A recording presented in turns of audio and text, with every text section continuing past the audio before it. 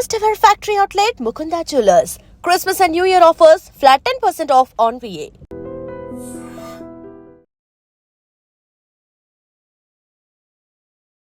నమస్కారం, welcome to I dream ధర్మ మార్గం విత్ విజిత కార్యక్రమానికి స్వాగతం.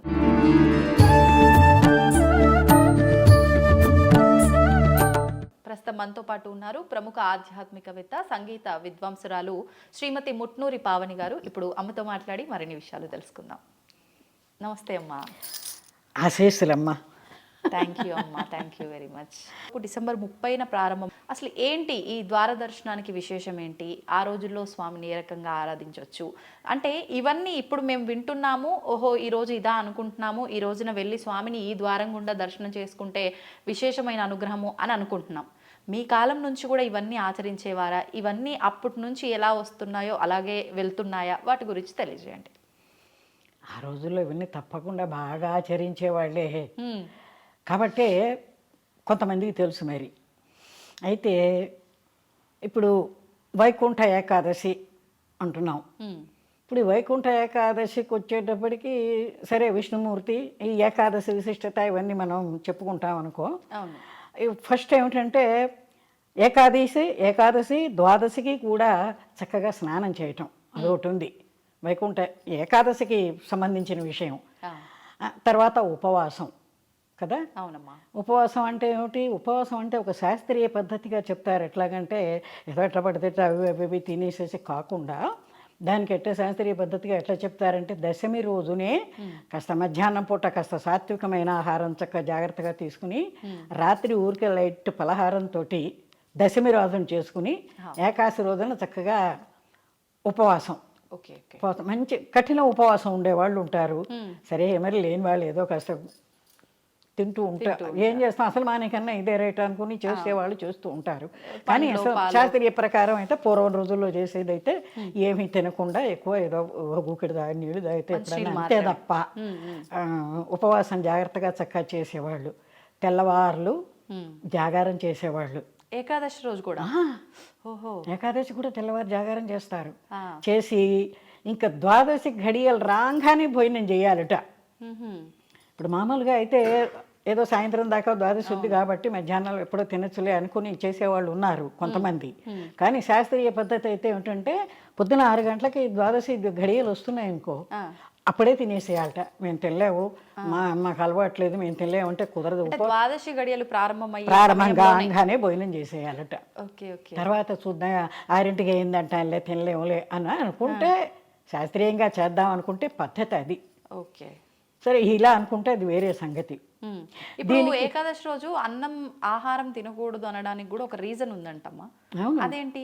అదే దానికి కూడా ఎందుకంటే ఇప్పుడు మిగతా రోజుల్లో అంతా ఏమిటంటే రకరకాల వంటల్లో రకరకాలుగా చేసుకుని ఓహో పిండి వంటలు అవి ఇవి ఇవి తిని 15 రోజులు బాగా ప్రతి నెలలో 2 ఏకాదశులు వస్తాయి. అవును, బాగా తింటూ ఉంటారు.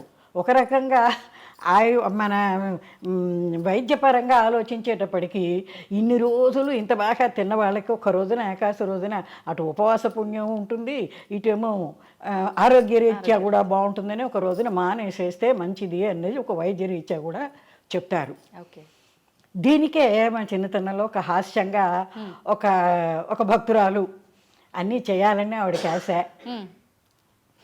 కానీ ఏమీ చేయలేని తన దుర్బలత్వాన్ని బయట పెట్టుకుంటూ భగవంతుని ప్రార్థిస్తూ ఒక పాట పాడుతుంది. ఏ పాట? అది పాడు వినిపించనా? పాడండి. రక్షించరా రాధా కృష్ణ పక్షి వాహన నన్నుపేక్ష సేయకురా, రక్షించరా రాధా కృష్ణ. ఏకాశి ఉపవాసమెప్పుడు ఉందామంటే ఆకలి బాధకు నేనోర్వలేను, రక్షించరా రాధా కృష్ణ. పోని స్నాన సంధ్యలు చేసి తరించుదామంటే చన్నీళ్ళల్లో మునిగి చలి కోర్వలేను, రక్షించరా రాధా కృష్ణ. అన్నదానము చేసి తరించుదామంటే ఒరులకు బెట్టంగా నేనోర్వలేను, రక్షించరా రాధా కృష్ణ. పోని అని దాన ధర్మము చేసి తరించుదామంటే చేతనొక దమ్మిడి అయినాను లేదు, రక్షించరా రాధా కృష్ణ అంటూ ఒక అమాయకురాలనుకో, లేకపోతే ఇవన్నీ చేయటానికి బద్ధకిష్టురాలు అనుకోవచ్చు, ఏదైనా అనుకోవచ్చు మనం. ఈ రకంగా ఆవిడ ప్రార్థన చేసి దీన్ని ఒక సరదాగా మా చిన్నతనంలో పాడుతూ ఉండేవాడు. అట్లాగే ఇంకో ఉపమానం కూడా చిన్న ఒక కథలాగా ఎట్లా చెప్తారంటే, ఒక పెద్ద ఆవిడ మర్నాడు ఏకాశి ఉపవాసం ఉందా అని ఉన్నది ఆవిడకి. తెల్లవారితే ఏకాశి ఉపవాసం ఉండాలి, తెల్లవారితే ఏకాశి, తెల్లవారితే ఏకాశి, తెల్లవారులు తింటుండే కూర్చున్నది. అప్పుడు ఉపవాసం ఉండాలని తెల్లవారేదాకా తిని అప్పుడు ఉపవాసం ఉండట్టు. అట్లా సరదాగా కథలు మా పెద్దవాళ్ళు చెబుతూ ఉండేవాళ్ళు, నవ్వుకుంటూ ఉండేవాళ్ళు. అవి ఇప్పుడు నేను కూడా సరదాగా మీతో పంచుకుంటున్నాను నేను ఆ సరదాని. అట్లా ఆ రకంగా మన ఏకాదశి ఉపవాసం చేసి చక్కగా ద్వాదశి పారాయణ చేస్తే అది ఎంతో ఆరోగ్యరీత్యా అటు ఆధ్యాత్మిక పరంగా చక్కటి అనుగ్రహం దొరుకుతుంది. రెండు రకాల.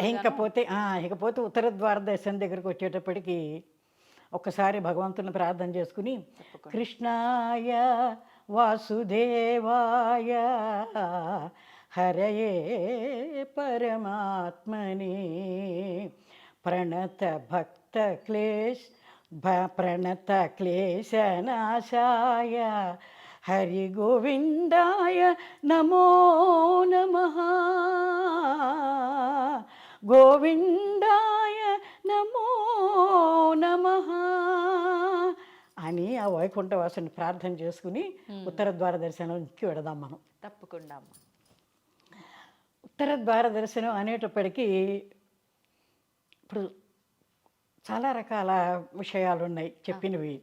ఎట్లాగంటే ఇప్పుడు ముఖ్యంగా ఉత్తర ద్వార దర్శనం అంటే వైకుంఠంలోకి వెళ్ళాలన్న సాధన.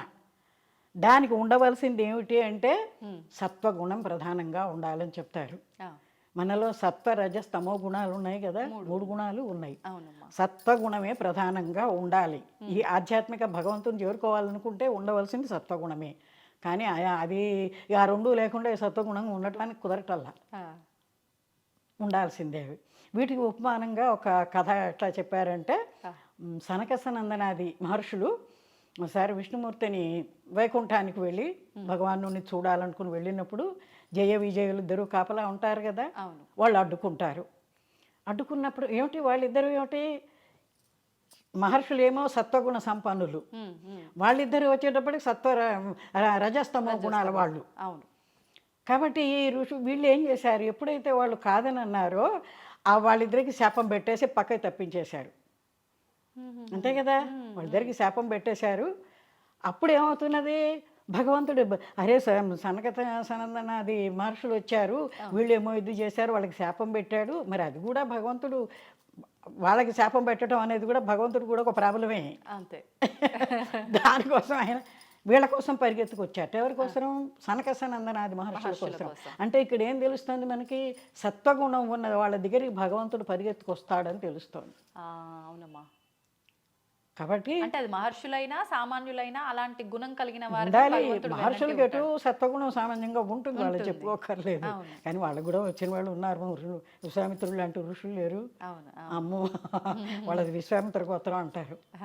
అంటే కోపిష్టి వాళ్ళుగా ఉంటారు అందులో.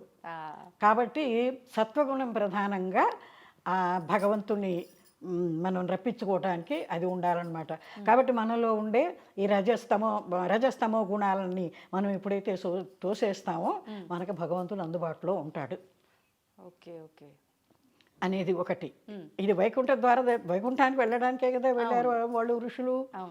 అట్లాగే ఇంకో విషయానికి వచ్చేప్పుడు ఇంకొక కథ ఏం చెప్తారంటే, విష్ణుమూర్తి బ్రహ్మదేవుని సృష్టించి మరి ఆయనకేమో వేద విజ్ఞానాన్ని, ఆ రోజుల్లో పుస్తకాలు లేవు కదా, ఇప్పుడంటే పుస్తకాలు చేస్తున్నారు వేదాలన్నీను, అప్పట్లో పుస్తకాలు లేవు కాబట్టి వేద విజ్ఞానాన్ని ఆయనకి ఉపదేశం చేసే బ్రహ్మదేవుడికి చెప్పి నువ్వు సృష్టి చేయమన్నాడు. ఆయన దగ్గర నుంచి ఈ విష్ణుమూర్తి గారి చెవిలో నుంచి వచ్చిన మధుకైటపులు అనే రాక్షసులు ఇద్దరు ఆ వేద విజ్ఞానాన్ని ఎత్తుకుపోయారు వాళ్ళు.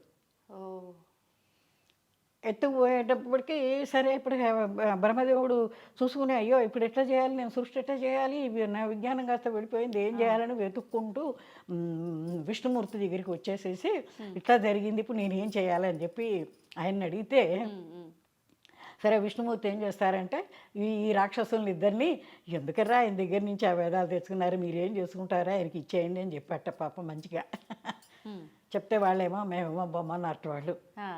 అప్పుడు ఈయన మీకు కావాల్సిన వరం ఏదన్నా నేను ఇస్తాను, అదైతే ఆయనకి ఇవ్వండి, మీరు ఏది కోరితే అది వరం ఇస్తాను నేను, ఆయనకి ఇవ్వండి అని విష్ణుదేవుడు అనేటప్పటికీ వాళ్ళు ఏం చేశారట, నువ్వేంటి మాకు వరం ఇచ్చేది, సరే నువ్వు మాతో యుద్ధం చేయి, మేము కోరేది ఏమిటంటే నువ్వు మాతో యుద్ధం చేయి, తర్వాత చూద్దాం వేదాల సంగతి అన్నట్టు వాళ్ళు. నెల రోజులు యుద్ధం చేయమన్నారట. నెల రోజుల పాటు దేవి భాగవతంలో అయితే ఈ మధుకైటపులు 5,000 సంవత్సరాలు స్వామితో యుద్ధం చేసినట్టుగా ఉన్నది. 5,000 ఈ వేదాలు తీసుకురావటం కోసరం అట్లా. సరే ఈ మేము నాతో యుద్ధం చేస్తే అప్పుడు దాని సంగతి చూద్దామని సరే విష్ణుమూర్తి యుద్ధం చేసేసి వాళ్ళని చంపేశాడు. చంపేసిన తర్వాత పాపం ఈయనకి జాలి వేసిందిట. పాపం వాళ్ళ అమాయకులు సరే లేదు వీళ్ళకి కాస్త మోక్ష ప్రాప్తి ఇద్దామని చెప్పి వీళ్ళ కోసం వైకుంఠ ద్వారం తెరిచారట విష్ణుమూర్తి. మొదటిసారి మధుకైటపుల కోసరం వీళ్ళని చంపేసిన తర్వాత, అంతకుముందు ఏమైనా జరిగినాయేమో తర్వాత, వీళ్ళ విషయానికి వచ్చేటప్పటికి వీళ్ళ కోసం తెరిచాట ఆ వైకుంఠ ద్వారం, ఉత్తర ద్వారం. ఓకే ఓకే ఓకే తీసుకెళ్ళి వీళ్ళ లోపలికి తీసుకెళ్ళాట. తీసుకెళ్ళేటప్పటికి అక్కడంతా మరి విష్ణుమయం విష్ణుమూర్తి ఆకారాల్లో ఉన్నారు అందరూ, చాలా ఆనందంగా ఉంది, ఎంతో ఇదిగా ఉందిట, వీళ్ళకి చాలా నచ్చిందిట.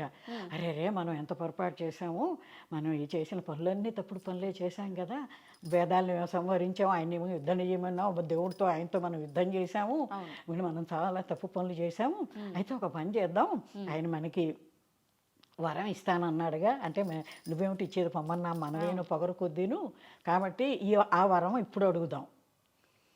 ఏమిటి అంటే స్వామి మరి మమ్మల్ని మీ ఈ వైకుంఠ ద్వారాలు ఉత్తర ద్వారం తెరిచారు కదా, లోపలికి తీసుకెళ్ళారు కదా, ఆ ద్వారాల దగ్గర మమ్మల్ని ఇద్దరినీ పెట్టండి శాశ్వతంగా. అక్కడ పెడితే ఏమిటంటే ఇప్పుడు మిమ్మల్ని చూడటానికి వచ్చే వాళ్ళందరూ ముందర మమ్మల్ని చూస్తారు కదా, మమ్మల్ని చూసినప్పుడు మన కథ అంతా తెలుస్తుంది కదా వాళ్ళకి, ఆ రకంగా మేము లోకంలో ప్రసిద్ధి చెందుతాం, పేరు వస్తుంది మాకు. అదైపోయిన తర్వాత మరి ఇంతటి రాక్షసుల్ని భగవంతుడు కరుణించి వాళ్ళ ద్వారపాలకులుగా అక్కడ ఉండేందుకు వాడిని ఆ స్వర్గాన్ని ఆ వైకుంఠాన్ని తీసుకెళ్ళాడు విష్ణుమూర్తి అని, నీకు కూడా పేరు వస్తుంది, స్వామికి పేరు అదే నీకు కూడా వస్తుంది, పేరు వస్తుంది అని. ఇంకోటి ఏమిటంటే మమ్మల్ని అక్కడ పెట్టారు, సరే మీకోసం వచ్చేవాళ్ళని, అదే మీ దర్శనం కోసం వచ్చేవాళ్ళు ఉంటారు కదా, వాళ్ళందరికీ కూడా ముక్తిని ప్రసాదించు, మమ్మల్ని తలుచుకుంటారు, నిన్ను తలుచుకుంటారు, నీ దర్శనం చేసుకుంటారు, వాళ్ళందరికీ ముక్తిని ప్రసాదించు అని, అంటే నిస్వార్థంగా వాళ్ళ వరకే కాకుండా లోకంలో మరి దేవతలు ఏమిటి మానవులు ఏమిటి అందరూ దర్శనం చేసుకోవటానికి చెప్పి వాళ్ళందరికీ నువ్వు ముక్తి తప్పకుండా ఇవ్వు, మా కోసం, ఇప్పుడు మా పేరు కూడా బయటికి రావటం కోసం నువ్వు వాళ్ళకు ముక్తి ఇవ్వాల్సిందే అన్న విధానంగా వాళ్ళు ఆయన్ని ప్రార్థిస్తారు ఆయన్ని. సరే ఆ రకం సరేనని అప్పుడు విష్ణుమూర్తి సరే ఒప్పుకున్నాలే అని వాళ్ళని ద్వారపాలకులుగా ఆ ఉత్తర ద్వారం దగ్గర పెట్టారట. ఇంకా ఏమిటంటే విశేషం, ఉత్తర ద్వార దర్శనం అంటున్నాం. ఉత్తర అనేటప్పటికీ ఒక ఉన్నత స్థితికి వెళ్ళే అర్థం ఉంటుంది దానికి. కాబట్టి ఇప్పుడు మనం సామాన్యులం, మనబోటి వాళ్ళం అందులోకి వెళ్ళటం అనేటప్పటికీ మనకి ఉన్నత స్థితి రావాలంటే ఆ ద్వారంలోంచి వెళ్ళాలి. ఉత్తర ద్వార దర్శనం అంటే మన ఉన్నతిలోకి తీసుకు వెళ్ళేటటువంటి ద్వారం అది. ఆ రకంగా అదొకటి చెప్తారు. తర్వాత వైకుంఠం అనేటప్పటికీ కుంఠము అంటే నశించనిది. వైకుంఠం అంటే దాన్ని నశింపు లేదుట. ఈ ప్రళయం వచ్చి ఇవన్నీ మునిగిపోయినా చేసినా కూడా అది మాత్రం మునిగిపోదుట. అందుకనేది వైకుంఠం అనే దానికి పేరు వచ్చింది. కాబట్టి ఇప్పుడు ఆ వైకుంఠ ఇప్పుడు విడిగా కూడా గుళ్ళల్లోకి వెళ్ళి చూడలేని వాళ్ళు ఉంటే ఇళ్లలో కూడా పెట్టుకుని ఉత్తర దిక్కుగా దేవుణ్ణి పెట్టుకుని అట్లా దర్శనం చేసుకుంటూ ఉంటారు. అట్లా చేయొచ్చు అంటారమ్మా?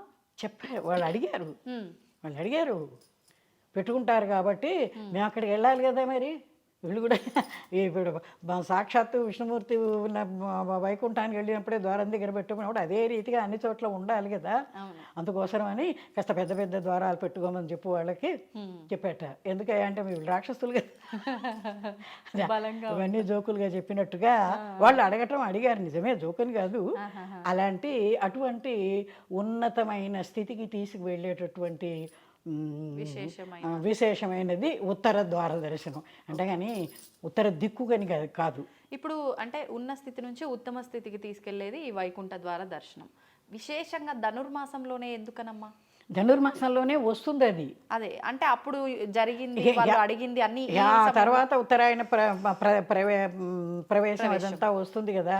అదే ధనుర్మాసంలోనే వస్తుంది కాబట్టి ఆ వైకుంఠ ఏకాదశి అని దానికి మొదటి నుంచి ఎన్నో ఏకాదశులు ఉన్నాయి కదా. వాటిల్లో తొలి ఏకాదశి ఒకటి, 24 ఆషాఢ మాస 24 ఏకాదశి ఆకామావై అంటారు. అది సముద్ర స్నానాలకి. తొలి ఏకాదశి, తర్వాత వచ్చి భాద్రపద ఏకాదశిట, తర్వాత వచ్చి కార్తీక ఏకాదశి, ఈ మార్గశిర ఏకాదశి. ఈ వీటిని ఇంకా విశేషంగా చెప్తారనమాట.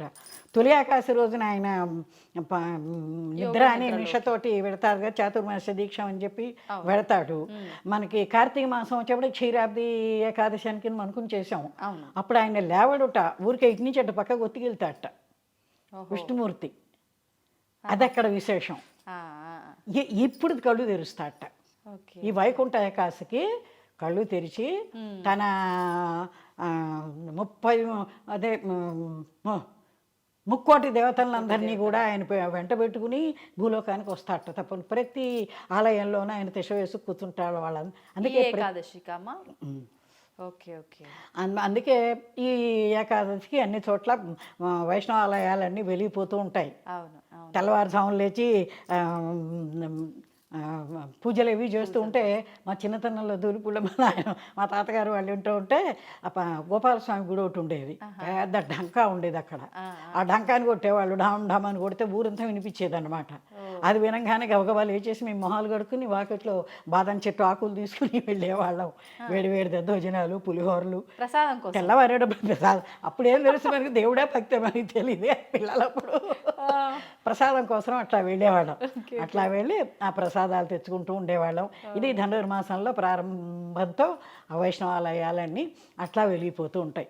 ఓకే, అంటే ఇంకా ధనుర్మాస ప్రారంభమే స్వామివారి ఉత్తర ద్వార దర్శనంతో మొదలైపోతుంది. ఇంకోటి ఏమిటి చెప్తారంటే, ఇప్పుడు సూర్యనారాయణమూర్తి అంటున్నాం మనం, నారాయణుడు అంటున్నాం కూడా, ఆయన కూడా నారాయణమూర్తి, నారాయణ అవతారం అని అంటారు కదా. అప్పుడు ఈ 3 దేవతలు ఎవరంటే ఆయన కిరణాలన్నీ 3 దేవతలుట. ఆయన ఇప్పుడు ఇక్కడ నుంచి ఉత్తర ద్వారానికి దానిలోకి లోపల వెళ్ళి కూర్చోవాలి కదా. ఆయన ఈ కిరణాలతోటి ఆయన ఉత్తరాయణంలోకి ఆయన ప్రవేశం. సూర్యనారాయణ దీనికి కూడా సంబంధించి అట్లా చెప్తారు. ఆయన కూడా ఈ ధనుసు దీనికే, వైకుంఠానికే ఆ నారాయణమూర్తిగా, సూర్యనారాయణమూర్తిగా ఆయన కిరణాలన్నీ 3 దేవతలుగా ఆయన భూలోకంలో ఉంటాడు అని చెప్పి అట్లా చెప్తారు. మీరు ఇప్పుడు ఇందాక ప్రసాదము ఇవన్నీ ఆ డంకా మోగించడం అన్నారు. పాటలు ఏమన్నా పాడేవాళ్ళు కాదా అమ్మ అప్పుడు? అంటే ప్రతిదీ మాటల రూపంలో కాకుండా పాటల రూపంలో. ఎందుకు నారాయణమూర్తి మీద పాటలు పాడతాం కదా గుళ్ళలో. పాడతారా ఇప్పుడు? వైకుంఠపతే నారాయణ వారి జనయన నారాయణ, వైకుంఠపతే నారాయణ వక్షస్థల కౌస్తుభమణిభూషిత శంఖచక్ర పీతాంబర శోభిత వక్షస్థల కౌస్తుభమణిభూషిత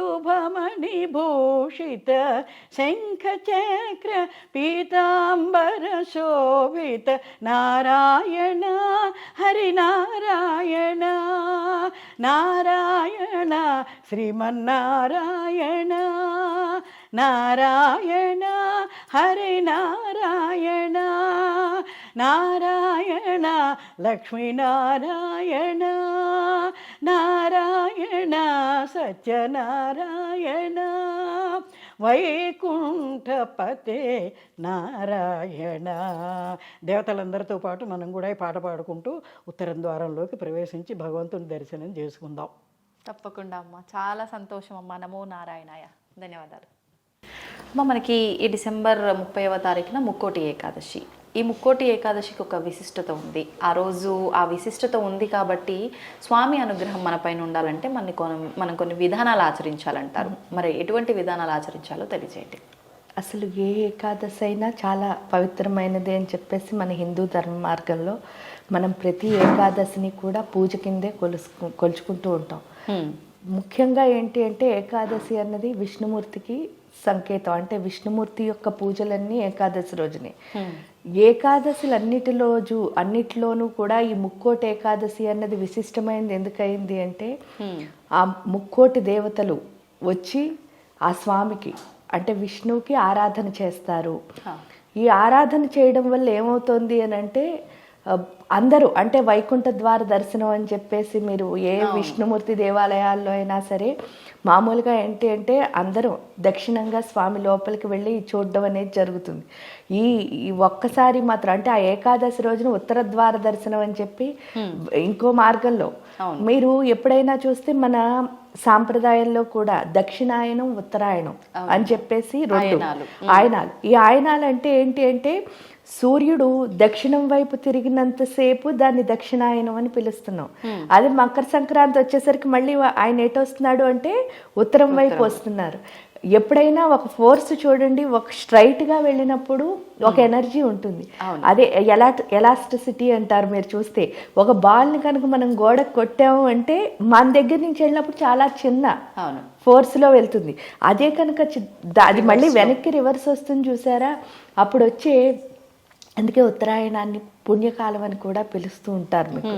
ఆ పుణ్యకాలం అని పిలవడానికి ఏంటి అంటే అందులోనే చాలా మంచిగా అంటే కొన్ని శూన్యమాసాలు ఇప్పుడు చూడండి, పుష్యమాసం అని కానీ లేకపోతే పాల్గొన మాసం, ఈ ఆషాఢ మాసం, ఇవన్నీ ఎలా అంటే ఈ కాలంలోనే వస్తున్నాయి. అంటే ఆ శూన్యమాసం అంటే చాలా మంది శూన్యం సున్నా అంటే ఏంటంటే ఏవి లేదేమో అని అనుకుంటాం, కానీ అన్ని సున్నాలోంచే వచ్చాయి మనం చూస్తే. నిజం. అంటే పూర్ణత్వం అంటేనే సున్నా, అంటే ఆ పూర్ణత్వం తెచ్చుకోవాలి.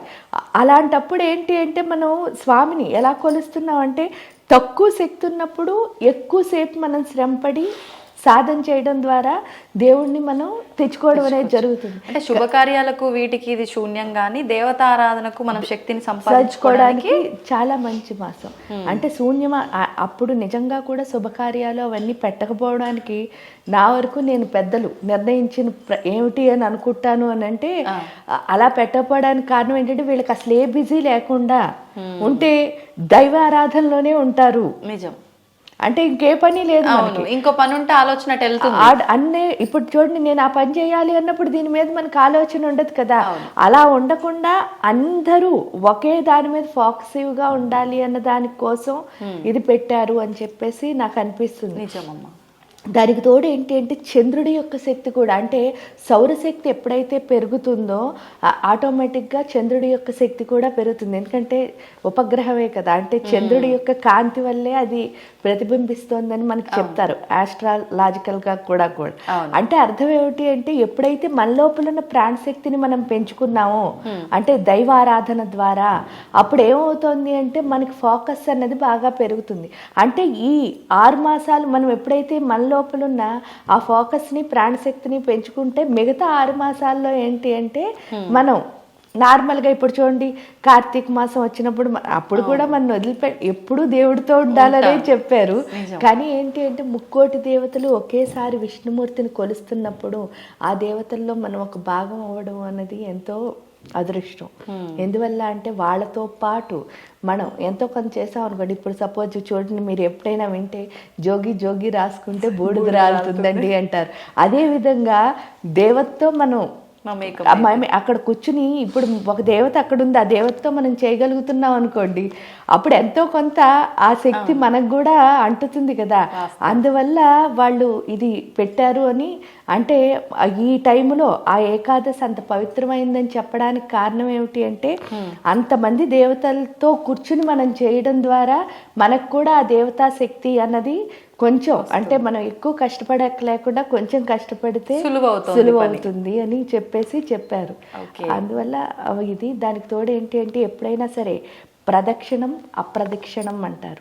మీరు మామూలుగా ఇలా ప్రదక్షిణ చేస్తూ ఉంటున్నారు కదా, ఇప్పుడు ఏంటి ఉత్తర ద్వార దర్శనం అంటే రివర్స్ లో వస్తున్నారు, అప్పుడు దాని యొక్క శక్తి అన్నది పెరుగుతుంది. అందుకనే అనులోమ విలోమ అని కూడా మంత్రాల్లో మనం చేస్తాం.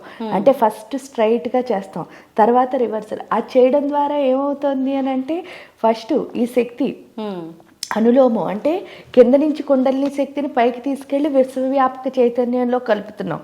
మళ్ళీ రివర్స్ లో వచ్చేసరికి ఏమవుతుంది, విశ్వవ్యాపక చైతన్యంలో ఉన్న శక్తిని మన లోపలికి తెచ్చుకున్నాం.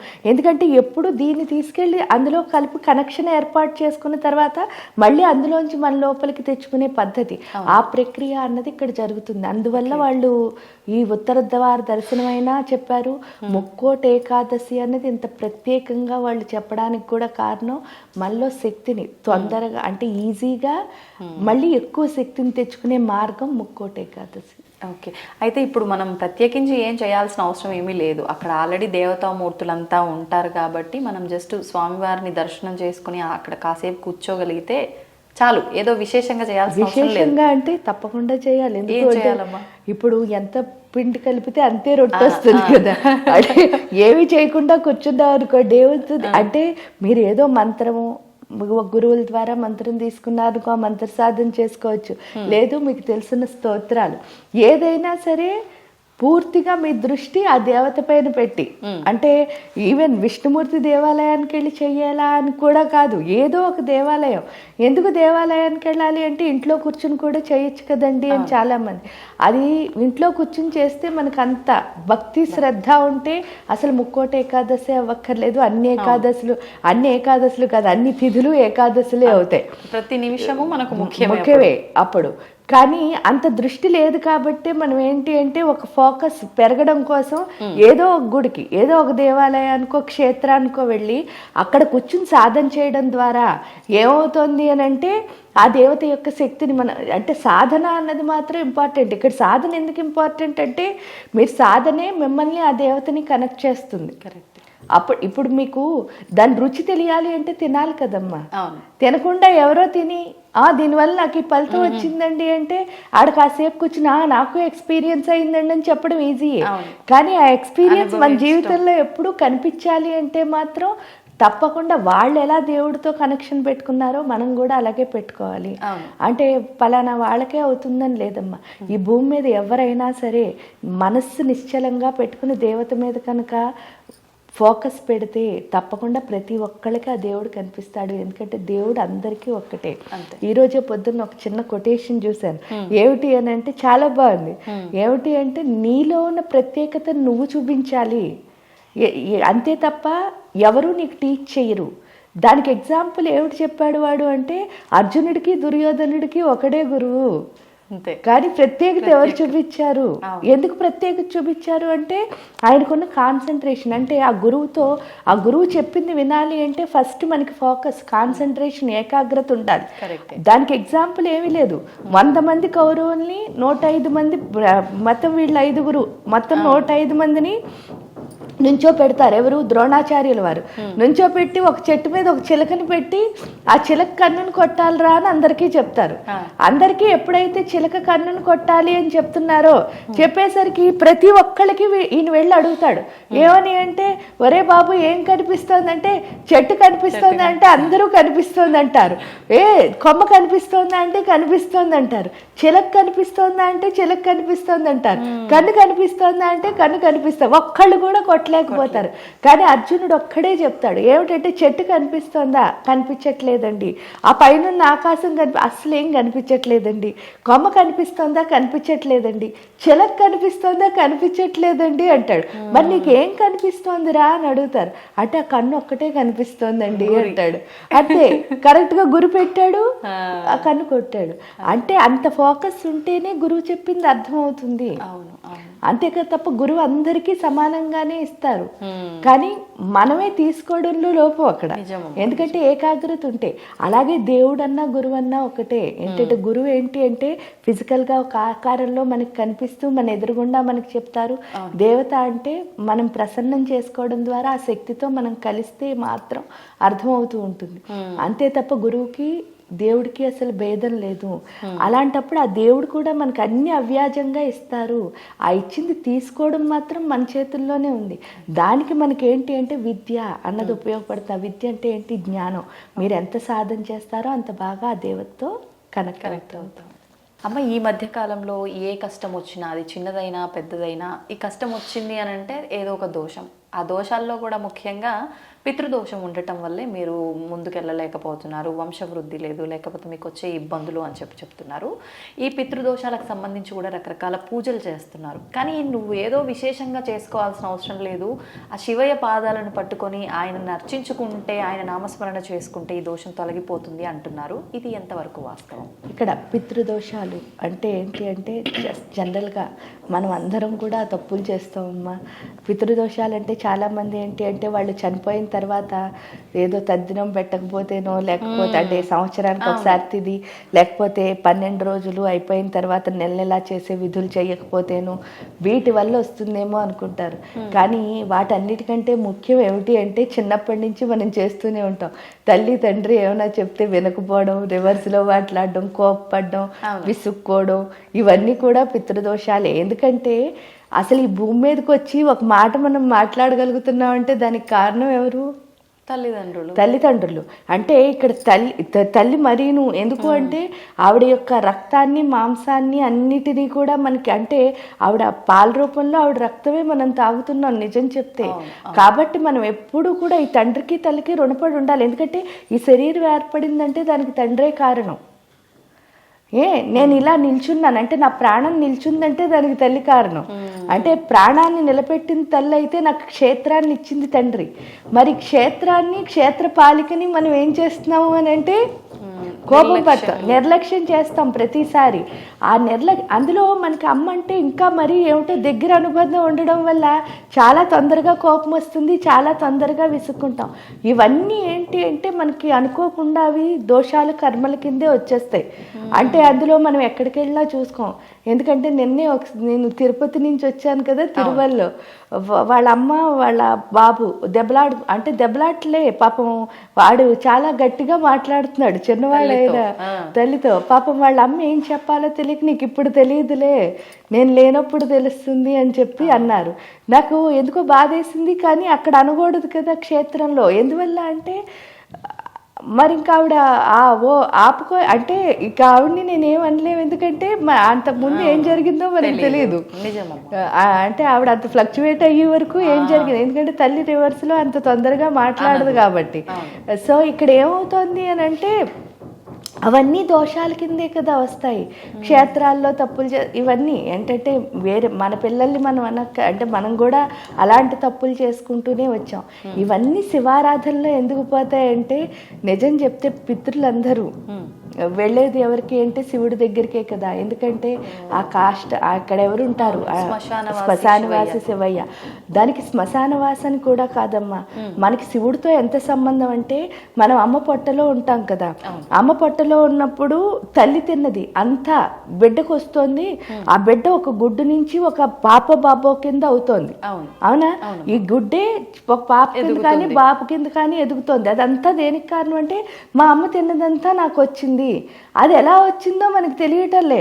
ఏం చేసాం, బయటకు వచ్చాం, బయటకు రాగానే అమ్మ మొదటి గురువండి, ఎందుకంటే నాకు పాలు తాగడం నేర్పింది అని అనుకుంటుంది ఈ శరీరం. కానీ ఈ దేహం, ఈ ఆత్మ, ఈ మనస్సు అన్నీ అలాగే అనుకుంటున్నాయి. కానీ మరి నాకు నిజంగా గ్రహించే శక్తి లేకపోతే లోపల నేను ఎలా గుడ్డులా ఉన్నదాన్ని పిల్లాడో అయ్యాను. ఈ బయటకు వచ్చిన తర్వాత అది అంటే గ్రహించే శక్తి లేకపోతే అది జరగదు. తీరా బయటకు వచ్చిన తర్వాత గ్రహణ శక్తి కనుక ఉంటే నేను తాగడం మా అమ్మ ఎందుకు నేర్పించాలి, నేనే తాగేయాలి కదా. అంటే నాకు ఉందా లేదా గ్రహణ శక్తి, అసలు గ్రహించే శక్తి ఉందా లేదా, ఉందా లేదా అన్నప్పుడు ఇక్కడ నేను చేసింది నిజం, ఎందుకంటే అమ్మ నాకు నేర్పింది అన్నది నిజం. అందుకే తల్లిని మొదటి గురువు అన్నారు. అంటే లోపల ఏం జరిగింది, లోపల ఏం జరిగింది అంటే మీరు చూడండి, డాక్టర్స్ అయినా ఎవరైనా మీరు వెళ్తే అన్నీ అయిపోయిన తర్వాత ఏం చెప్తారు, ఇంక దేవుడి మీదే భారం అండి అంటే డాక్టర్ చేతిలో లేనిది, డాక్టర్ చేతిలో లేనిది దేవుడు. ఇప్పుడు బిడ్డ అంతా బాగుంటే వాళ్ళు తీస్తున్నారు బయటకి, ఆ బిడ్డకి ఏమైనా లోపాలు వస్తే తీయగలుగుతారా, ఆ లోపాన్ని తీయగలుగుతున్నారా? ఇప్పుడు చూడండి ఆర్టిజం అంటున్నారు, లేకపోతే కాళ్ళు చేతులు సరిగ్గా ఉండకుండా పిల్లలు పుడతారు, ఒక వేలుకి 6 వేళ్ళు వస్తాయి, అసలు కొన్ని వేళ్ళు లేని పిల్లలు పుడతారు. వీటన్నిటికీ ఏమైనా చేయగలుగుతున్నారా? ఎవరు ఏం చేయలేకపోతున్నారు. అవన్నీ దేవుడే అంటుంది, దేవుడి మీదే. కానీ అదే దేవుడిని నమ్మారనుకోండి, నిజంగా ఇవన్నీ లోపాలు ఉన్నాయి అన్నప్పుడు కూడా చాలా మందికి మంచి పిల్లలు పుట్టడం అన్నది మనం చూస్తాం. అవును, దేవుణ్ణి నమ్ముకున్న వాళ్ళకి అంటే ఏంటి అంటే ఆ శక్తి అనేది పనిచేస్తుంది. మరి గ్రహణ శక్తి లేని నాకు అసలు నేను గుడ్డులా ఉన్నా దాన్ని పాపలా ఎలా అయ్యాను అని మనం ప్రశ్నించుకుంటే ఏమవుతుంది అంటే ఈ తల్లికి బిడ్డకి మధ్యలో ఒక కార్డు ఉంటుంది చూసారా, ఆ కార్డుని ఏమంటారంటే మాయ అని పిలుస్తారు. మాయ అంటే అర్థం ఏమిటి అంటే శివాశక్తి కలిసిన అర్ధనారీశ్వర తత్వం. అంటే ఆ శివాశక్తులే ఈ తల్లి తిన్నదంతా బిడ్డకు పంపిస్తున్నారు. ఏ తీరా బయటకు రాగానే ఫస్ట్ ఆ కార్డు కట్ చేస్తారు. మీరు చూస్తే ఆ కార్డు కట్ చేస్తే ఏమవుతుంది, మాకు అమ్మ వస్తుంది ఫస్ట్, తర్వాత నాన్న వస్తారు, తర్వాత చుట్టాలందరూ వస్తారు కదా, కజిన్స్, పెద్దమ్మలు, పెద్దనాన్నలు, బాబాయిలు, పిన్నులు, ఇంతమంది వచ్చేసారు. ఇంతమంది రాగానే లోపల హెల్ప్ చేసిన వీళ్ళిద్దరిని కాస్త ఏం చేసాం, మర్చిపోయాం, మాయలోనే పడిపోయాం. ఈ మాయను వదిలేసి ఆ మాయలో పడిపోయి తీరా పుట్టిన ప్రతి ప్రాణి గిట్టక తప్పదు. ఆ గిట్టక తప్పదు అంటే ఈ శరీరం ఎన్ని రోజులు ఉంటే అన్ని రోజులు ఉండి తర్వాత దీనిలోంచి ఆ ప్రాణం వెళ్ళిపోయినప్పుడు మన తీసుకెళ్లేది ఆ కాటికి. మళ్ళీ అక్కడ కూడా ఎవరున్నారంటే కాళుల రూపంలో ఆ శివాశక్తులే ఉంటారు. చూడండి, ఇక్కడ శివాశక్తులే హెల్ప్ చేశారు ఎవరూ లేనప్పుడు, అక్కడ ఎవరూ లేనప్పుడు. అక్కడ ఎవరూ లేరంటే ఇక్కడ ఇన్ని బంధాలు ఏర్పాటు చేసుకుని వెళ్తాం. నా ఫస్ట్ కనుక కొడుకు పుట్టాడు అనుకోండి, వాడిని ఎంతో అపురూపంగా ఎందుకంటే నాకు వాడే తలకొరుగు పెడతాడని పెంచుతారు. కానీ వీడు ఇంత ప్రేమగా పెంచిన తర్వాత తలకొరువు పెట్టి అట్లీస్ట్ వెనక్కైనా చూస్తాడా, మా అమ్మ నాన్న లేరని చూడ్డు. ఏం చేస్తాడు, వచ్చేస్తాడు. అది శాస్త్రం అంటారు, వచ్చేస్తారు. అక్కడ అంటే ఏమిటి అంటే నేను ఇంత ప్రేమగా పెంచుకున్న ఒక బంధం కూడా నాతో ఉండలేదు. కానీ నేను అసలు ఏం పట్టించుకోలేదు, వాళ్ళు మాత్రం నన్ను పట్టించుకున్నారు. అదే తల్లిదండ్రుల అంశ అంటే. ఇంకంతకంటే ఏం లేదు. తల్లిదండ్రులు అంటే అంతే, నేను పట్టించుకోకపోయినా నన్ను ఎవరైతే పట్టించుకుంటారో వాళ్ళనే అమ్మ నాన్న అంటారు.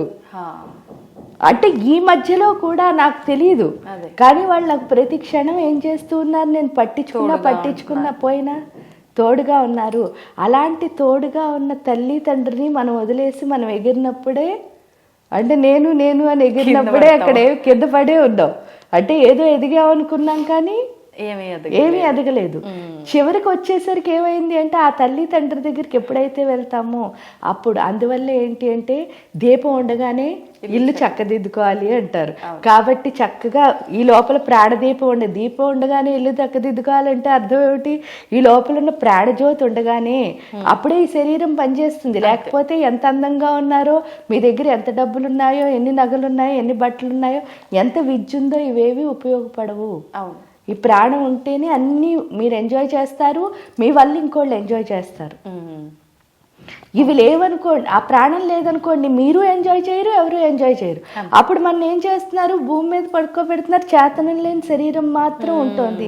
అందుకని ఈ దీపం ఉండగానే ఈ ఇల్లుని చక్కదిద్దుకోవాలి. ఆ చక్కదిద్దుకోవాలి అంటే ఆ శివారాధనలో, ఎందుకంటే శివాశక్తుల కంటే ఇంకెవరు మనకి హెల్ప్ చేయరు. ఆ తల్లి తండ్రి మనం మనం మాట్లాడకపోయినా, పట్టించుకోకపోయినా, అసలు వాళ్ళ గురించే మనం ఆలోచించకపోయినా మనకు అన్నీ చేస్తున్నారు. ఈవెన్ మన ప్రాణంతో కూడా సహా వాళ్ళు ఇచ్చిందే, ఇంకెవరు ఏమి ఇవ్వలేదు. అప్పుడు ఆ ఇచ్చిన దాన్ని మనం ఏం చేయాలి అంటే చక్కగా వాళ్ళకి రోజు ఏదో ఒక ఆరాధన చేయడం ద్వారా ఈ దోషాలు, ఎందుకంటే ఫస్ట్ ఈ జన్మనిచ్చిన ఈ జన్మలో ఉన్న తల్లిదండ్రులకే మనం మోసం చేసి గుడ్డులు వేత ఇలాంటివి చేయటం లేదు, వాళ్ళకి ఆల్రెడీ చేసి వచ్చేసాం బయటికి. అంటే 9వ నెల గుడ్డు ఎప్పుడు బయటకు వచ్చిందో వెంటనే వాళ్ళని వదిలేసాం కదా. అవును, అక్కడ మొదలై మనకు వదలటమే మొదలయ్యేది చీటింగ్ అన్నది. సో అందువల్ల ఏంటి అంటే ఎప్పుడైతే ఆ శివుడు ఆరాధనలో ఉన్నామో, అదే అంటారు యాదేవి సర్వభూతేషు వృత్తి రూపేణ సంస్థిత, లేదా వర్తమాన కాలంలో ఉండడం అంటారు. వర్తమాన కాలంలో ఎప్పుడు ఉంటామో ఆ శివాశక్తులు ఇద్దరితో కలిసి ఉండే తత్వం. ఎందుకంటే ఇక్కడ వాళ్ళు చెప్పింది కూడా రోజు వచ్చి చూడండి, మీరు కృష్ణుడు భగవద్గీతలో చెప్తారు, పత్రం పుష్పం ఫలం తోయం, నువ్వు నాకేమి ఇచ్చావు అని ఎప్పుడు వాళ్ళకి ఏం లేదు, వాళ్ళే మనకి ఇస్తున్నారని నేను మనం వాళ్ళకి ఏమి ఇవ్వక్కర్లే. జస్ట్ ఏంటి అంటే మనం ఏ పని చేస్తున్నామో దాన్ని భక్తి భావంతో చేయాలి, కృతజ్ఞత రూపంలో. అంతే, ఆ భక్తితో చేస్తే ఏమవుతుంది అంటే ఎప్పుడు శివాశక్తులు మనతో ఉంటారు. అది మనం ఇక్కడ తెలుసుకుంటాం నిజం చెప్తే. అందువల్ల శివుడితో ఉండమని చెప్పడానికి కారణం అది. ఎప్పుడైతే శివుడి దగ్గరికి వెళ్ళామో మనం చేసిన దోషాలన్నీ మనకు అర్థమైపోతూ ఉంటాయి. ఇంతకుముందు మనం చేసినవే మనకు మన పిల్లల రూపంలో వస్తాయి. అది ఎప్పుడైతే ఇక్కడ రియలైజ్ అయ్యామో అక్కడి నుంచి ఇంకా తప్పు రాదు. నిజంగానే. ఎందువల్ల అంటే ఇప్పుడు నేను రియలైజ్ అవ్వడం మొదలుపెట్టాను, అయ్యో మా అమ్మ నాన్నతో నేను ఇంత బ్యాడ్ బిహేవ్ చేశాను. అప్పుడు మన పిల్లలు మనకి ఇంక చేయరు. ఎందువల్ల అంటే వీళ్ళే తల్లి తండ్రి కదా. అంతే, అవునమ్మా. వాళ్ళు టీచ్ చేయడానికే వచ్చారు మనకి. ఎప్పుడైతే మనం ఆల్రెడీ టీచింగ్ని అర్థం చేసుకున్నామో ఇంకా అంతే, మళ్ళీ ఇంకా తప్పు చెయ్యం కదా, మనం తప్పు చెయ్యము, అప్పుడు వాళ్ళు కూడా తప్పు. అంతే, ఇక్కడ తప్పు ఎక్కడ ఆగాలంటే ఇక్కడ ఆగితే అక్కడ ఆగిపోతుంది. అందుకే అంటే తల్లిదండ్రులు ఉండే విధానాన్ని బట్టే పిల్లల విధానము అనేది కూడా ఇంత అర్థం ఉంది దాని వెనకాల. అందుకని శివుడు ఆరాధన 24/7 అవసరం. అది ఏమిటి అంటే మీరు చేస్తున్న పని భక్తిగా చేస్తే చాలు, ఇష్టంగా. అమ్మ, ముక్కోటి ఏకాదశి ఈ నెల అంటే డిసెంబర్ మాసంలో వచ్చే 30వ తారీఖున ముక్కోటి ఏకాదశి, దీన్నే వైకుంఠ ఏకాదశి అని. ఉత్తర ద్వార దర్శనం, ఈ రోజున స్వామివారిని ఉత్తర ద్వారం గుండా దర్శించుకుంటే స్వామి అనుగ్రహం పరిపూర్ణంగా ఉంటుందని అంటూ ఉంటారు. ఇది భక్తుల విశ్వాసం కూడా. దాని గురించి వివరణ ఇవ్వండి. ఏం లేదు నాన్న, కాలాలు మారుతూ ఉన్నప్పుడు కాలాలకు అనుగుణంగా దేవుళ్ళ రూపాలను మనకిచ్చారు. అప్పుడు ఒక విష్ణుమూర్తి నిద్రపోతాడు ఒకసారి, ఇప్పుడు లేస్తాడని. అంటే ఏముంది, అక్కడ అన్ని రోజుల దాకా నిద్రపోయి ఉంటాడు ఆయన, ఇప్పుడు మెలకువతో ఉంటాడని. ఏకాదశి ప్రతి వచ్చే ముక్కోటి ఏకాదశి, ఈ రెండు ఏకాదశులకు 3 ఏకాదశులకు చాలా ప్రాధాన్యత కలిగి. సైంటిఫిక్గా ఏకాదశి రోజు విశ్వ చైతన్య శక్తిలో నుంచి వస్తున్న ఎనర్జీ లెవెల్స్ను మనం స్వీకరించాలి అన్నప్పుడు మన బాడీ ఎలా అంటే, శివరాత్రి అంటే మనకు అందరికి బాగా అర్థమవుతుంది, ఏకాదశి అంటే అర్థం కాకపోవచ్చు కానీ శివరాత్రి అంటే అర్థమవుతుంది. శివరాత్రి రోజు మనం ఎందుకు ఉపవాసం ఉంటున్నాము అని అంటే, బాడీ ఎప్పుడైతే తింటే కొంచెం మత్తుగా ఉంటామే బాబు, కాబట్టి తినకుండా ఉంటే కొంచెం మన పొట్ట అయిపోతుంది. రోజు ఇవాళ వంట చేసేదాన్ని, ఒకరోజు వంట లేదు అంటే నీకు ఎంత హ్యాపీగా ఉంటుంది. అమ్మ ఎవరింటికో భోజనానికి వెళ్తున్నాంలే, ఏం వంట చేస్తామని మనం ఎంత హ్యాపీగా రిలాక్స్ అవుతాం కదా. మరి పాపం రోజంతా చెత్త వేసావు, చెదారం వేసావు, టీలు తాగావు, టిఫిన్లు తిన్నావు, బిర్యానీలు వేసావు, మటన్లు వేసావు, చికెన్లు వేసావు. పాపం దానికి ఒక్కరోజు రెస్ట్ ఇస్తే అది ఎంత బాగా ఎంజాయ్ చేస్తుంది. అప్పుడు ఏమవుతుందంటే బయట నుంచి వచ్చే ఎనర్జీ లెవెల్స్ని మనం స్వీకరించడానికి మన బాడీ సమాయత్తమై ఉంటుంది. అది రహస్యం. ఏకాదశి రోజున అంటే వీళ్ళు ఏం చేశారంటే, ప్రతిదీ కూడా గ్రహ దశలను బట్టి వాళ్ళు ఏకాదశి, ద్వాదశి, త్రయోదశి, చతుర్దశి ఇవేవైతే రోజులు పెట్టారో ఆ రోజుల్లో విశ్వ చైతన్య శక్తి ఎంత పర్సంటేజ్ భూమి మీదకి వస్తుంది, కరెక్ట్గా భూమి మీదకి వచ్చే రోజు వీళ్ళంతా ఉపవాసం ఉండి ఆ ఎనర్జీ లెవెల్స్ను స్వీకరించాలి అనేది పద్ధతిగా పెట్టారు. అంటే ఆ రోజు ఏం జరుగుతుంది, మీకు నార్త్ డోర్ ఓపెన్ చేస్తారు. రోజు ఈస్ట్ డోర్ ఉంటుంది దేవుడి దగ్గర, కానీ ఆ రోజు నార్త్ అనేది ఏమిటిది? ఇప్పుడు మీ వాస్తు ప్రకారము, ఎక్స్ ప్రకారము, వై ప్రకారము ధన ప్రవాహం కలిగేది నార్త్ డోర్. నార్త్ డోర్ ఉంటే డబ్బులు బాగా వస్తాయి ఎవరింటికైనా. ఈస్ట్ ఒకటి ఉంటే గనక, ఈస్ట్ డోర్ ఒకటి ఉంటే కనుక మనకు సూర్యుడికి అంటే ఎనర్జీ లెవెల్స్ బాగుంటాయి. ఒకవేళ ఈస్ట్ ఆరోగ్యరీత్యా కానీ మీకు కీర్తి ప్రతిష్టలు రావాలంటే నార్త్, డబ్బు కావాలంటే ఈస్ట్. ఈ నార్త్ నుంచి ఏం జరుగుతుంది నీకు? లక్ష్మీదేవి నార్త్ డోర్ పక్కన కుబేర స్థానం ఉంటుంది. కుబేర స్థానం ఎప్పుడైతే ఉంటుందో కుబేరుణ్ణి ఈ నార్త్ డోర్ నుంచి నువ్వు విష్ణువు దగ్గరికి వచ్చేస్తే లక్ష్మీ కటాక్షం కలుగుతుందని, విష్ణువుని ఇట్లా డైరెక్ట్గా చూడాలని అప్పుడు ఆ రోజు విష్ణువును నార్త్ డోర్ ఓపెన్ చేసి అక్కడి నుంచి చూస్తామే తల్లి. అంతే. అంటే ఏంది? ఈ విశ్వంలో నార్త్ అనే ప్లేస్ నుంచి ఐశ్వర్యం వచ్చే రోజు, ఎనర్జీలు వచ్చే రోజు. ఏ రోజైతే మనం ఉపవాసం ఉండి ఆ ఎనర్జీ లెవెల్స్ను మనం స్వీకరించుకుంటామో అదే ఏకాదశి. తొలి ఏకాదశి అంటాము ఒక ఏకాదశి పేరు. ఇదేమో వైకుంఠ ఏకాదశిని. లక్ష్మీనారాయణుడికి నార్త్ డోర్ ద్వారా లోపలికి వచ్చి ఆ రోజు పూజ చేస్తే అనంత విశ్వ చైతన్యం నుంచి వచ్చే ఎనర్జీ అనేది ఇలా ఉంటుంది నాన్న. పంచభూతాల నుంచి ఈ శూన్యంలో నుంచి మన దగ్గరకు వస్తుంది. ఎప్పుడైతే నీవు ఉపవాసం ఉండి లక్ష్మీనారాయణుడు పూజ చేశావో, అక్కడ కూర్చొని ఓం నమో నారాయణ అన్నావో, ఏదో ఒక నామజపాన్ని చేశావో, ఆ రోజు పొద్దున్న నుంచి కూడా ఈరోజు నేను ఉపవాసం ఉన్నాను, నాలో ఎనర్జీ పాయింట్స్ లక్ష్మీనారాయణుడి కోసం ఉన్నాను, ఒక భక్తితో ఉన్నాను, ఒక శక్తితో ఉన్నాను, ఒక నమ్మకంతో ఉన్నాననే విశ్వాసం నీలో ఎప్పుడైతే ఉంటుందో ఆ రోజు వచ్చే ఎనర్జీ లెవెల్స్ అన్నీ మీకు వచ్చేస్తాయి. అది ఆంతర రహస్యము. విశ్వంలోకి ఏ థాట్స్ను మనం రిలీజ్ చేస్తున్నామో అవే మన దగ్గరకు వస్తున్నాయి. ఈరోజు అనంత విశ్వ చైతన్యం నుంచి ఎనర్జీ లెవెల్స్ వస్తున్నాయి, నేను స్వీకరిస్తున్నాననే భావన ఉండడానికి మనను పూర్వం దేవుళ్ళ దగ్గరికి వెళ్ళి దేవుడిని చూస్తూ ఆ ఎనర్జీ లెవెల్స్ను మనను స్వీకరించాలని ఆ డోర్ ఓపెన్ చేసి పంచలోహాల విగ్రహానికి చేరి, పంచలోహాల విగ్రహాన్ని నేను నిన్ను డైరెక్ట్గా చూస్తున్నట్టుగా ఆ విగ్రహం నుంచి ఎనర్జీ లెవెల్స్ నాకు వస్తాయి. అది రహస్యం. ఓకే. అంటే అలా పంచలోహం నుంచి మన వైపున ఆ కిరణాలు, ఆ పాజిటివిటీ పడటం వల్ల అది ఆరోగ్య రిఫ్లెక్ట్ జరిగి మన వైపు వస్తుంది. ఓకే. అందుకే ఆ రోజు నార్త్ డోర్ ఓపెన్ చేస్తారు. నార్త్ నుంచి వచ్చే ఎనర్జీ విష్ణుమూర్తి దగ్గరికి వచ్చి, విష్ణుమూర్తిని మనము కళ్ళు మూసుకొని అని గాలి పీల్చుకొని కోరికని చెప్పుకున్నప్పుడు మనలో ఎనర్జీ లెవెల్స్ పెరుగుతాయి. చాలా మంది అంటే ఈ రోజున ఈ ద్వారం గుండా స్వామిని దర్శనం చేసుకుంటే మీరు అన్నట్టు ఆర్థికపరమైన ఇబ్బందులు తొలగటమే కాక మోక్షం పొందుతారు అని అంటుంటారు. అలా భయపెడితే గానీ మనం వినంగా తల్లి. ఓన్లీ ఎనర్జీ వస్తుందంటే నువ్వు చేస్తావా? నీకు డబ్బులు వస్తాయి పో, నీ కోరికలు తీరుతాయి పో అంటే గాని మనము మొండి వాళ్ళం కదా. మనకేదో కొంచెం ఇబ్బంది కలిగిస్తే గాని మనం లొంగం కదా. ఇబ్బంది వస్తేనే స్వామి గుర్తొస్తాడు. అది పరీక్ష టైంలో మన కాలేజీ పిల్లలందరూ దేవుడి దగ్గరకు వచ్చి మొక్కుతుంటారు. ఏరా నానంటే పరీక్ష కుడుతున్నామంటే భయం వేస్తుంది, దేవుడికి దండం పెట్టుకుంటున్నా.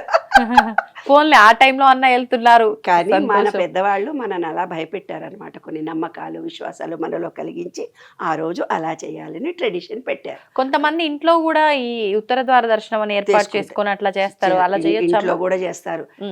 వైష్ణవ సాంప్రదాయం ఉన్నోళ్ళందరూ చాలా నిష్టగా చేస్తారు. ప్రతి ఏకాదశికి ఉపవాసం ఉంటారు వాళ్ళు. ప్రతి ఏకాదశి నాడు కూడా నిష్టగా పద్ధతిగా ఉపవాసాలుండి ఆ విశ్వ చైతన్య శక్తిని. అందుకే నువ్వు చూడు నాన్న, విష్ణు పూజలు చేసే వాళ్ళందరూ సన్నగా పొడువుగా ఉంటారు. శివ పూజలు చేసే వాళ్ళందరూ నువ్వు గుడిలో పూజారులను చూడు, బొద్దుగా ముద్దుగా పొట్టలు ఇంటిని తీసుకొని ఉంటారు. శివుడికి పూజ చేసే వాళ్ళందరూ శివాలయంలో పూజారులు అంటే వాళ్ళు ఉపవాసం ఎక్కువ ఉంటారు, వీళ్ళు ఉపవాసాలు కాదు, వాళ్ళు కూడా ఉపవాసాలు ఉంటారు. మరి ఎందుకమ్మా? శివుడు అంటే గుండ్రంగా ఉండేవాడు, లక్ష్మీనారాయణుడు అంటే పొడువు అని మనకు. అందుకే కదా లక్ష్మీనారాయణుడు పొడువుగా సూచించి నిలువునామం పెట్టి యు అని చెప్పాను కదా. అది లక్ష్మీనారాయణుడు పూజలు చేసేవాళ్ళు ఎప్పుడు బ్రీత్ని ఇలా తీసుకుని లక్ష్మీనారాయణ అనగానే మనలో ఆశ. అంటే ఒక్కొక్కళ్ళకు అమ్మవారి పూజలే కొందరు ఎక్కువ చేస్తారు, కొందరు శివ భక్తులే ఉంటారు, కొందరు విష్ణు భక్తులే ఉంటారు. కానీ విశ్వం మొత్తంలో అన్ని ఎనర్జీలు మనకు అవసరమే. కానీ వాళ్ళ నమ్మకాలను శివుడు పూజ చేసే వాళ్ళందరూ పొట్టిగా బొద్దుగా వినాయకుడిలాగా ఉంటారు, కొంచెం శివాకారంలో ఉంటారు, కొంచెం వినాయకుడి రూపంలో ఉంటారు అనుకో. అదైతే ఈజీగా అర్థమవుతుంది అందరూ. పొట్టిగా బొద్దుగా గుండుగా ఉంటారు. లక్ష్మీనారాయణుని పూజ చేసేవాళ్ళు పొడుగుగా ఉంటారు. మీరు ఎవరైనా దానికి కూడా ఒక వ్యక్తి మన దగ్గరకు వచ్చి మాట్లాడుతుంటే ఆయన విష్ణు పూజ చేసేవాడా శివభక్తుడా చెప్పేయచ్చు. మా దగ్గర కౌన్సిలింగ్ వస్తే మేము రూపం చూసి కూడా వాళ్ళు ఏ రాశి వాళ్ళో కూడా చెప్పేస్తాం. చెవిని చూసి కూడా మేము చెప్పేస్తాం. ఎలా అమ్మా అది ఎట్లా సాధ్యం? చెప్పాను కదా నీకు చెవు ఇందాక. ఎట్లా అర్థమవుతుంది? చెవులు ఇలా చాటల్లా ఉంటాయి, కొంతమందికి నిలువుగా ఉంటాయి, కొంతమంది ఆ చెవుల ఆకారాల్లో డిఫరెన్స్ ఉంటుంది. ఆ నక్షత్రానికి వాటికి సంబంధించి చెవులు చూసి చెప్పేస్తారు. నువ్వు క్వశ్చన్ ఎలా అడుగుతావు అనే దాన్ని బట్టి కూడా నీవెవరో చెప్పేస్తారు. అంత రహస్యాలు ఉన్నాయి మన శాస్త్రాల్లో, చాలా గొప్ప. ఇప్పుడు ఉదాహరణకి Science, maths. చెవు ఏ రకంగా ఉంటే విష్ణు భక్తులు, ఏ రకంగా ఉంటే శివ భక్తులు చెప్పచ్చా? చిన్న చెవులు ఉంటాయి, కొంతమందికి కొంచెం పెద్ద చెవులు ఉంటాయి, కొంతమందికి చెవులు ఇలా ఉంటాయి, కొంతమందికి ఇలా ఉంటాయి, ఏనుగులాగా ఉంటాయి. అలా ఆ చెవులను బట్టి కూడా, అంటే పెద్ద చెవులు ఉంటే విష్ణు భక్తులు, చిన్న చెవులు ఉంటే శివ భక్తులు అట్లని కూడా కాదు, అట్లనే ఆ చెవుల ఆకారాన్ని బట్టి వాళ్ళు ఏ రకమైనటువంటి భక్తులు, ఏ రకమైన పూజలకు సంబంధించిన వ్యక్తులు అని తెలిసిపోతుంది. అది ఆంతర రహస్యాలు చాలా ఉన్నాయి. మొత్తం సైన్సే నాన్న.